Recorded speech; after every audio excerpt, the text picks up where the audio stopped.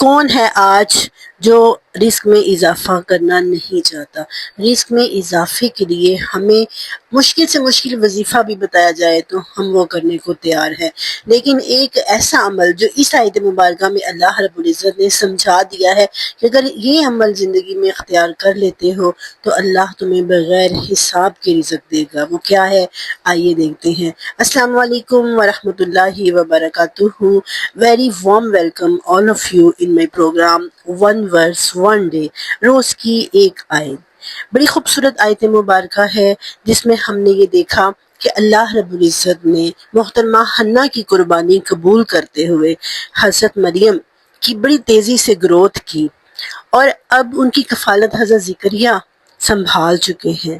اب جب وہ ان کے پاس آتے ہیں تو ان کے پاس بھی موسم پھل پاتے ہیں۔ یہ ایک بہت بڑا معجزہ تھا۔ آج اس معجزے سے لوگ کرامات کے قائل بھی ہوئے ہیں، لیکن جب وہ مریم سے پوچھتے ہیں کہ اے مریم یہ رزق تمہارے پاس کہاں سے آتا ہے، تو حضرت مریم اتنا خوبصورت جواب دیتی ہیں کہ ان کے خوبصورت جواب میں ہمارے لیے اصول ہے، لائف کا ایک اصول ہے کہ یہ عمل اگر ہم اپنا لیتے ہیں تو اللہ رب العزت یرزق من یشاء بغیر حساب۔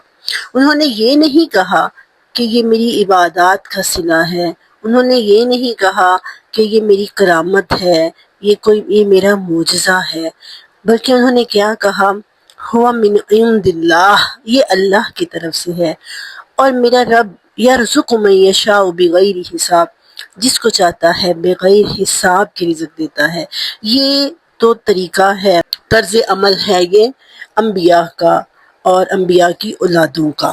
انہوں نے یہ نہیں کہا کہ یہ ہماری کرامات ہیں، فلاں ہے، ہماری وجہ سے ہے، نہیں، انہوں نے کیا کہا کہ ہوا من عند اللہ، یہ اللہ کی طرف سے ہے۔ اور یہ جواب انہوں نے کیوں دیا؟ کیونکہ انہوں نے اپنی زندگیاں اللہ کے راستے میں وقف کر رکھی تھیں۔ یہ ہے وہ اصول کہ جب انسان خود کو اللہ کے راستے میں وقف کر دیتا ہے تو اس کے رزق کی ذمہ داری اللہ لے لیتا ہے۔ وقف کیسے کرتا ہے اور اللہ ذمہ داری کیسے لیتا ہے، اس پر ہم بعد میں بات کریں گے۔ پہلے میں آپ کو حضرت فاطمہ رضی اللہ تعالیٰ عنہا کا انتہائی خوبصورت واقعہ سناتی ہوں کہ ایک دفعہ ایسا ہوا کہ رسول اللہ صلی اللہ علیہ وسلم فاقے میں مبتلا تھے، بہت بھوک لگ رہی تھی، تو سوچا بیٹی کے گھر چلتا ہوں، شاید ادھر سے کچھ کھانے کو ملے۔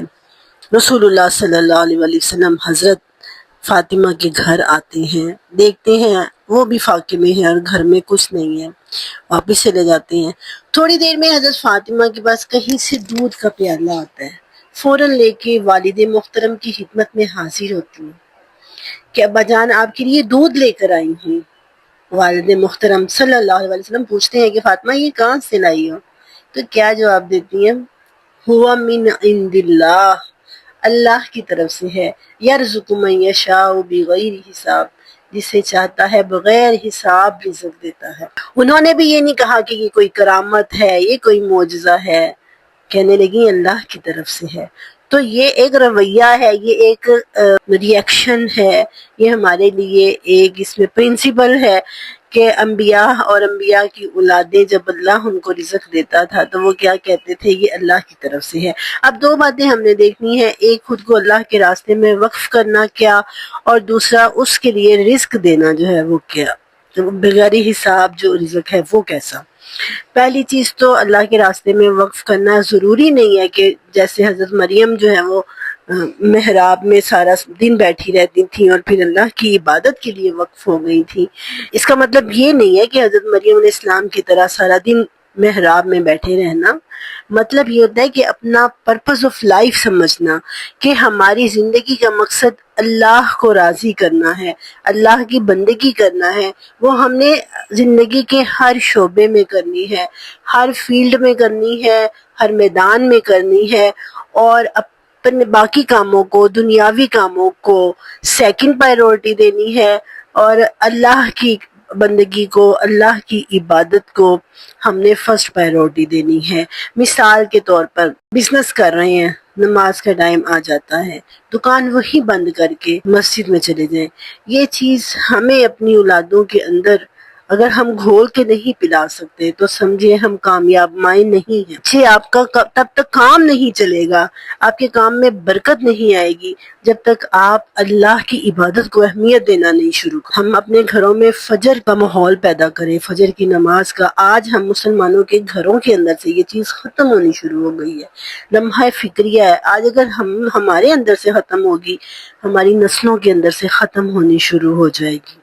آپ دیکھیے اگر ہمارے اندر تھوڑا بہت ہے اس چیز کا تو وہ ہمارے والدین نے ہمارے اندر ڈالا ہوا ہے، لیکن اگر ہم اپنے اندر نہیں ڈالیں گے، اپنے بچوں کے اندر نہیں ڈالیں گے تو یہ چیز نسلوں سے ختم ہونی شروع ہو۔ دوسری چیز کہ ہماری جنریشن کے اندر، ہماری فیملی کے اندر کوشش ہونی چاہیے کہ ہر بندے کے پاس دین کا اتنا علم ہونا چاہیے کہ ہر بات کے لیے کسی مولانا کے پاس نہ جانا پڑے۔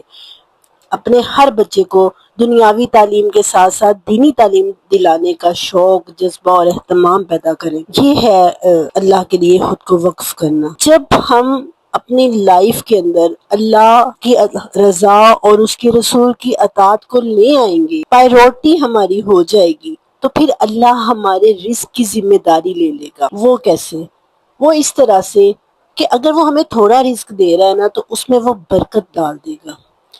اگر رزق کی کمی ہے تو وہ ہمارے دلوں میں صبر ڈال دے گا، شکر کے جذبہ ڈال دے گا۔ یہ بھی اللہ کی نعمت ہے، صبر اور شکر کا جذبہ۔ لوگ بے چین ہیں، بے قرار ہیں، دولت کو زیادہ سے زیادہ حاصل کرنے کے لیے ایک دوسرے کے لائف سٹائل کو دیکھ کر حسد کرنا، جیلس کرنا، چالیں چلنا اور پھر حرام ذرائع اختیار کرنا۔ تو اللہ تعالیٰ اگر آپ کو صبر اور شکر کی نعمت دے رہا ہے اس دولت پر جو اس نے آپ کو دی ہے، تو آپ سمجھیے یہ آپ کے دل کا غنی ہونا ہے۔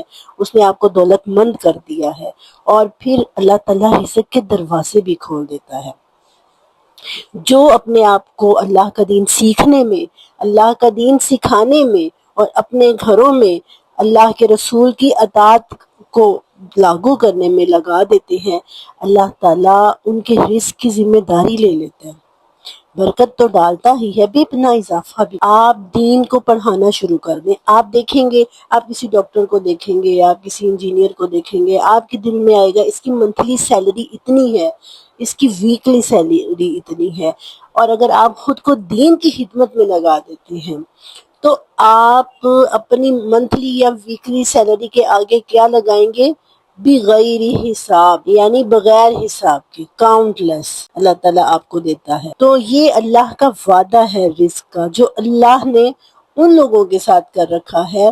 اب آپ دیکھیے مریم، اللہ تعالیٰ نے قبول کر لیا نا، بات یہ ہوتی ہے کہ اللہ تعالیٰ قبول کر رہا ہے۔ یہ قبولیت کے یہ سائنس ہیں جو نظر آتے ہیں کہ اللہ تعالیٰ نے حنا کی قربانی کو قبول کیا، اللہ نے مریم علیہ السلام کو بغیر حساب رزق دیا، بے موسم پھل دیے، اور ساتھ ہی ان کے اندر یہ پازیٹیو تھنکنگ بھی پیدا کی کہ یہ میرا رب مجھے دے رہا ہے۔ ہدایت کی دولت بھی دی اور رزق کی دولت بھی دی۔ یہ دونوں اللہ تعالیٰ کی بہت بڑی نعمتیں ہیں کہ وہ آپ کو ہدایت بھی دے دے اور آپ کو دنیا میں بغیر حساب رزق بھی دے۔ اللہ اپنے نیک بندوں کو دیتا ہے۔ اللہ تعالیٰ یہ غریب اور مفلس مسلمان یا کمزور مسلمان، اللہ کے نبی نے تو اپنے لیے انتخاب کیا تھا نا کہ آل ہاشم پر یا بنی ہاشم پر جو ہے وہ اور اپنے اہل و عیال کے لیے آخرت مانگی تھی، دنیاوی رزق نہیں مانگا تھا، آخرت کو چوز کیا تھا رسول اللہ صلی اللہ علیہ وسلم نے۔ لیکن رسول اللہ صلی اللہ علیہ وسلم نے ہمیں دعا سکھائی ہے کہ ربنا آتنا فی الدنیا حسنہ وفی الآخرۃ حسنہ۔ تو ایک مومن جو رچ ہے، جو مضبوط ہے، پرائیورٹیز صرف یہ ہوتا ہے کہ ہم نے سیٹ کرنی ہے، اپنی لائف کو سادہ رکھیں، لیکن آپ کمزور نہیں ہونے چاہیے۔ ضرورت کے وقت آپ دوسروں سے مانگنے والے نہ ہوں، آپ ایک مضبوط انسان ہوں، ایک مضبوط مسلمان ہوں۔ تو اس کا مطلب یہ نہیں ہے کہ آپ جو ہے وہ دین کو چھوڑ کر جب کمانے لگ جائیں گے تو آپ بہت امیر ہو جائیں گے، نہیں۔ دین کو اپنی لائف میں اہمیت دے کر دیکھیں، پرائیورٹی دے کر دیکھیں۔ دولت کے اللہ تعالیٰ رزق کی بارش کرے گا۔ کیا صحابہ اکرام پر اس کی بارش نہیں ہوئی؟ جب انہوں نے جنگ قادسیہ سے جو مال غنیمت آیا تھا، اتنا سونا تھا، اتنی دولت تھی کہ مسلمانوں کے گھر بھر گئے تھے دولت سے، سونے کا تخت آیا تھا جس کو آریوں سے کاٹا گیا تھا اور مدینے کے لوگوں میں تقسیم کیا گیا تھا۔ اللہ نے ایسے رزق کی بارش کی تھی، اتنا زیادہ سونا اور اتنے زیادہ ویپنز، ہتھیار جدید طرح کے مسلمانوں کو حاصل ہوئے تھے جہاد کی برکات سے۔ جہاد کیا ہوتا ہے؟ اپنے نفس کو مار کر اللہ کے راستے میں نکل آنا۔ جب انسان اپنے نفس کو مار کر اللہ کے راستے میں نکل آتا ہے پھر اللہ رزق کے دروازے کھول دیتا ہے۔ ریسنٹلی مثال ہے ہمارے سامنے، ایران کی مثال ہے۔ 40 ایئرز کی پابندیوں کے باوجود بھی ان لوگوں نے سروائیو کیا، اور آج اب جب انہوں نے جہاد کیا ہے اور وہ کفر کے سامنے کھڑے ہوئے ہیں تو آپ یہ دیکھیے کہ اب ابنائے ہرمز پر ان کا قبضہ ہے۔ وہ چاہیں تو کھول دیں، وہ چاہیں تو نہ کھولیں، اور ٹیکس لگا کر وہ جتنا چاہے کما سکتے ہیں۔ یہ جہاد کی برکت، یہ رزق کی برکت، یہ اللہ رب العزت لوگوں کو نوازتا ہے۔ مشکلات آتی ہیں، قربانیاں آتی ہیں، انسان کو دیکھنے کے لیے اس کا ایمان کتنا مضبوط ہے۔ جب وہ اپنے ایمان کے مضبوط ہونے کو ثابت کر دیتا ہے تو پھر اللہ بھی رزق کے دروازے کھول دیتا ہے۔ تو یہ ایک اصول ہے، یہ ایک پرنسپل ہے، یہ ایک رول ہے۔ اگر مومن اپنی لائف میں، اگر ایک مسلمان اپنی لائف میں اس کو لاگو کر لیتا ہے تو پھر اللہ بھی اپنا وعدہ پورا کرتا ہے اور بے حساب رزق کے دروازے اس پر کھول دیتا ہے۔ ضرورت اس وقت صرف یہ ہوتی ہے کہ بندہ اللہ کا شکر گزار رہے، وہ والا اصول اپنائے کہ جب تمہیں لائف میں کامیابیاں نظر آئیں، تمہیں لوگ جوک در جوک اسلام میں داخل ہوتے ہوئے نظر آئیں، تو پھر تم نے کیا کرنا ہے؟ اللہ کے حضور سربسشود ہو جانا ہے اور اس سے بخشش طلب کرنی ہے کہ اللہ مجھے ہدایت کے راستے سے ہٹانا نہ، یہ تیری نعمتیں کہیں میری گمراہی کا باعث نہ بن جائیں، کہیں مجھے تیرے دین کے راستے سے ہٹا نہ دے۔ یہ ایک اصول ہے جو حضرت مریم کی لائف سے ہم نے سیکھا ہے۔ اللہ تعالی ہمیں عمل کرنے کی توفیق عطا فرمائے، آمین۔